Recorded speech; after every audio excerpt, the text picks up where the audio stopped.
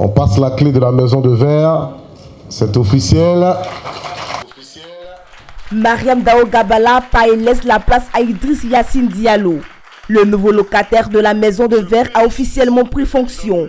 La passation de charges entre les deux s'est tenue le mercredi 4 mai au siège de la Fédération ivoirienne de football à Treichville. C'est le président du comité de normalisation fier et ému d'avoir accompli sa mission. Mariam Dao Gabala a fait le bilan de la gestion et celle de son équipe après près de 2 ans de normalisation.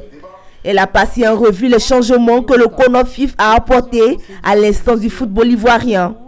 Elle n'a aussi pas manqué de faire des recommandations au nouveau comité exécutif.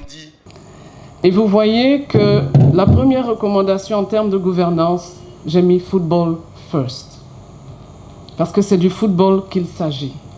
Et pour cela, nous pensons que les clubs, tous les membres actifs et les acteurs doivent s'approprier la vision et les valeurs du football à promouvoir.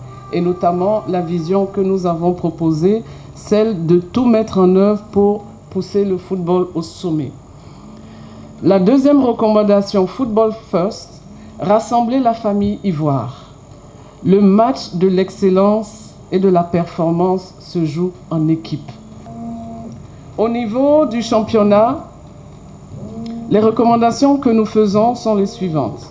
En tant que personne entrant nouvellement dans le foot, il nous est apparu important, comme première recommandation, de demander à l'équipe qui vient de faire du championnat de Ligue 1 une référence en Afrique. Pour sa part, prenant la parole, le nouveau président de la Fédération ivoirienne de football a exprimé ses remerciements au CONOFIF pour avoir organisé une assemblée élective transparente et démocratique. Conscient de la lourde tâche qu'il va exercer, Idriss Diallo compte sur le soutien de tous, notamment de celui de ses adversaires d'hier.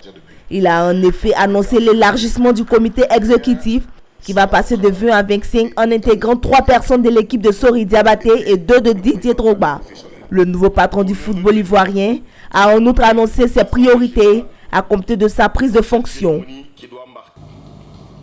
Mesdames, Messieurs, je souhaite que nous sortions du passé pour regarder l'avenir et donner de l'espoir à toutes les composantes de la famille du football. En effet, notre pays a toujours produit des grands joueurs, de très grands joueurs. La tâche qui m'attend est très lourde et pour la mener, je dois avoir à l'esprit la nécessité de diriger notre fêtière dans la rigueur, la transparence, la justice et l'équité. Je m'y engage solennellement devant vous et devant la nation. Aussitôt installé, le nouveau comité exécutif s'est mis à la tâche. Après la cérémonie de passation de charges, une réunion du comité exécutif s'est tenue.